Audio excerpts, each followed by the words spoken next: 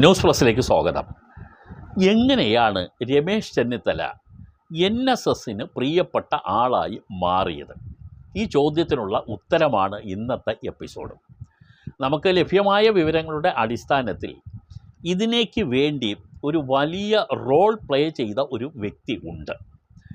ഈ NSSുമായി രമേശ് അകലാൻ തുടങ്ങിയിട്ട് കുറേ നാളുകൾ ആയി.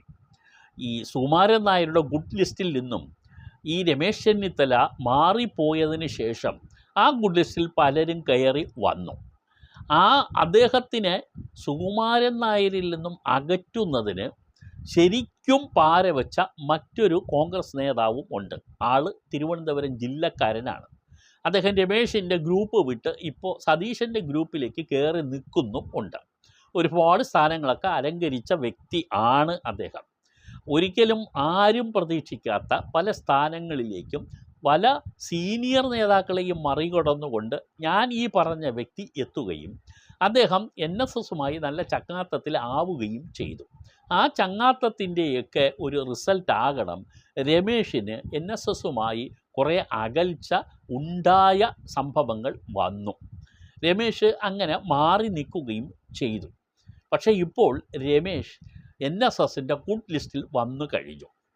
ഈ പറയുകയാണെങ്കിൽ വ്യക്തമായി പറഞ്ഞാൽ സുകുമാരൻ നായർ പറഞ്ഞത് ഓപ്പൺ ഫോറത്തിൽ പറഞ്ഞ എൻ്റെ മകനെ പോലെയാണ് എന്നാണ് രമേശിനെ വിശേഷിപ്പിച്ചത്.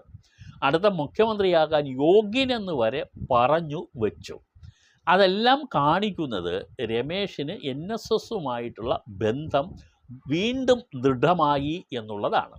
അതിൻ്റെ ഗുണം രമേശിന് വരാൻ പോവുകയാണ്. അടുത്ത കാലത്ത് തന്നെ രമേശ് വീണ്ടും കേരള രാഷ്ട്രീയത്തിലെ നമ്പർ 1 പദവിയിലേക്ക് വരുമോ എന്നാണ് രാഷ്ട്രീയ നിരീക്ഷകർ ആകാംക്ഷയോടെ നോക്കിയിരിക്കുന്ന കാര്യവും. പക്ഷേ ഇവിടെ നമ്മൾ നേരത്തെ പറഞ്ഞു വെച്ച ഒരു കാര്യം കൂടെ വിശദീകരിക്കേണ്ടതുണ്ട്. ആരാണ് ഈ നമ്മുടെ NSSൻ്റെ ജനറൽ സെക്രട്ടറി സുകുമാരൻ നായരുമായിട്ട് രമേശ് ചെന്നിത്തലയെ അടുപ്പിച്ച ആൾ? ആ വ്യക്തിയുടെ പേര് PJ കുര്യൻ എന്ന് തന്നെയാണ്. PJ കുര്യൻ ആരാണെന്ന് ഇനി മുഖപുരയൊന്നും വേണ്ടല്ലോ. അദ്ദേഹം ശരിക്കും ഇപ്പോൾ കേരളം കോൺസെൻട്രേറ്റ് ചെയ്തുകൊണ്ട് പ്രവർത്തനം ആരംഭിച്ചു. കേന്ദ്രത്തിൽ നിന്നും തിരിച്ചു വന്നതിന് ശേഷം പത്തനംതിട്ടയിലെ പ്രമുഖനായ നേതാവ് തന്നെയാണ് PJ കുര്യൻ അന്നും ഇന്നും എന്നും. PJ കുര്യന് NSSുമായിട്ട് വളരെ അടുപ്പമാണ്, പ്രത്യേകിച്ച് സുകുമാരൻ നായരുമായി. അത് നന്നായി ആ ബന്ധം കൊണ്ടുപോകാനുള്ള ഒരു ശൈലിയും PJ കുര്യൻ സ്വീകരിച്ചിട്ടുണ്ട്. നല്ല ബന്ധമാണ്, വ്യക്തിപരമായി നല്ല ഇഴയടുപ്പം ഉള്ള ബന്ധമാണ്. ഈ PJ കുര്യൻ വഴി ആണ് രമേശ് ചെന്നിത്തല സുകുമാരൻ നായരിലേക്കും NSSിലേക്കും പഴയ ദൃഢമായ ബന്ധത്തിലേക്കും ചെന്നെത്തിയത് എന്നാണ് ഞങ്ങൾ അറിയുന്ന വിവരങ്ങൾ. ഇതിൽ ഏകദേശം സത്യമാണ് കൂടുതലും എന്ന് നിങ്ങൾ മനസ്സിലാക്കിയിരിക്കുക. PJ കുര്യൻ നന്നായി തന്നെ രമേശിന് വേണ്ടി സുകുമാരൻ നായരോട് ശക്തമായ ശുപാർശ നടത്തി അദ്ദേഹവുമായിട്ട് ഒരു ബന്ധം ഉണ്ടാക്കിയെടുക്കാൻ രമേശിനെ സഹായിച്ചു.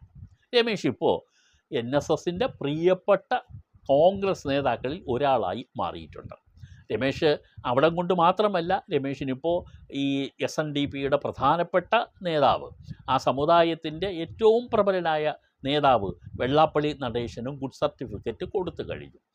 മുസ്ലിം ലീഗും രമേശ് ചെന്നിത്തലയോടാണ് കൂടുതൽ അടുപ്പം എന്നാണ് ലഭിക്കുന്ന സൂചനകൾ.